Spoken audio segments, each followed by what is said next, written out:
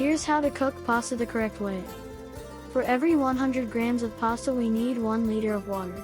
For a package of 500 grams we need 5 liters of water. The water must be bubbling vigorously before pouring in the pasta. Just before it boils, add sea salt, 1 spoon per packet. Boil the pasta over high heat with an open pot, stirring occasionally to prevent the pasta from sticking together. There's no need to add oil to the water to prevent the pasta from sticking.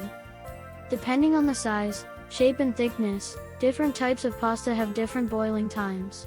But the same applies to 2 identical types of pasta from different brands. The variety of wheat used by each company and the way the pasta is dried play a role. Just follow the time indicated on the package. To be absolutely sure, it's better to do a test a couple of minutes before the recommended time is up. The cooking time recommended on the package is for al dente pasta. If you overcook the pasta, they lose their crunch. Also, al dente pasta is easier to digest. After boiling, strain the pasta. Do not rinse it and immediately mix it with the sauce, without oiling it. We can finish cooking the pasta in the sauce.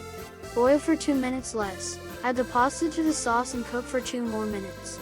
The sauce should be more watery than normal, because the water will be absorbed by the pasta. In order for it not to disappear completely, add a little pasta water kept from the pot.